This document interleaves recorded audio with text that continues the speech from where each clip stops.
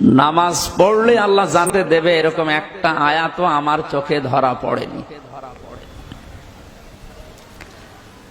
আমরা এখানে যারা আছি আলেমরা, আপনি একটা আয়াতও বলতে পারবেন কিনা আমি জানি না।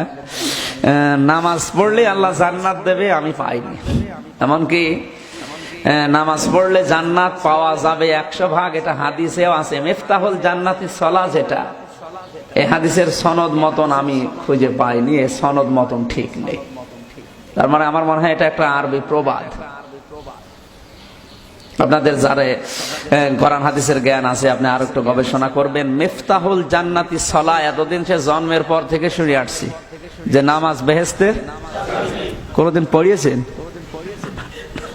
শুনে আমি এই জন্য বারবার বলি, আমরা এখানে যারা আসি অধিকাংশ গুলো আমরা শুনে মুসলমান, পড়িয়ে না। একটু পড়তে গেলে কিন্তু এর গোড়া খুঁজে পাওয়া যাবে না। হ্যাঁ।